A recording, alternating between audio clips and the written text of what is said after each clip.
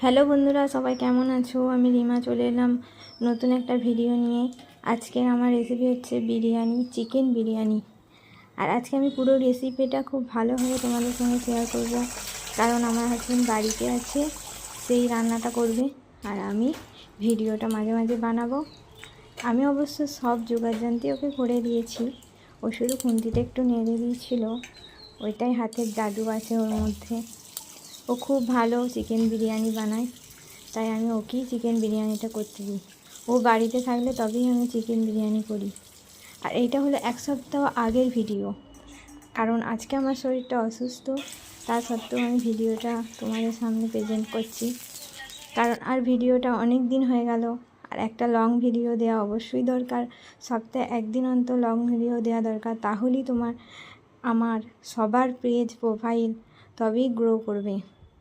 আর আমি তো কাজের চাপে লং ভিডিও দিতেই পারি না, ইভেন ভিডিওই বানাতে পারি না, কারণ আমার ভিডিও বানাটা খুবই শখ। আমি শখে ভিডিও বানাই, ভিডিও বানাতে আমার খুব ভালো লাগে, কিন্তু সব কিছু শেয়ার করতে পারি না, কারণ আমার হাজব্যান্ড পছন্দ করে না।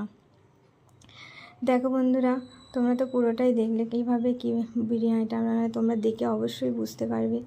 দেখো, বিরিয়ানির রাইসটা একটু বেশি হয়ে গিয়েছিল, তাই আমি বিরিয়ানির রাইসটাকে পুরো থালার মধ্যে চাড়িয়ে দিয়েছি যাতে একটু শক্ত হয়ে যায়। আর দেখো, এদিকে চিকেনটাও হয়ে গেছে, খুব ভালো করে কষিয়ে নিয়েছিল। এবার বিরিয়ানি সাজাবার পালা। আর তোমরা হয়তো ভাববে আমি প্রেসার কুকারে কেন বিরিয়ানিটা চাপাবো।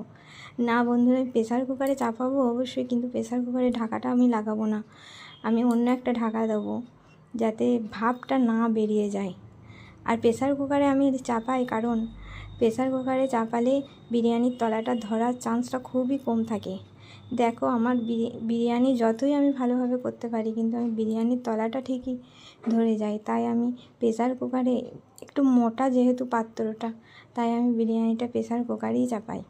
আর দেখো, আমি খুব ভালোভাবে সাজিয়ে নিয়েছিলাম, সরি আমার হাজব্যান্ড ভালোভাবে সাজিয়ে দিয়েছিল।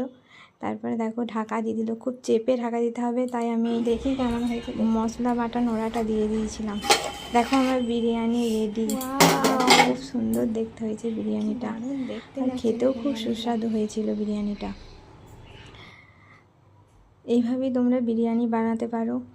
বাড়িতে বিরিয়ানি বানিয়ে খাওয়াটা খুবই স্বাস্থ্যের পক্ষে উপকার, ক্ষতি একটু হয় না বাড়িতে বিরিয়ানি বানিয়ে খেলে, কিন্তু দোকানের বিরিয়ানি খাওয়াটা একদমই উচিত নয়।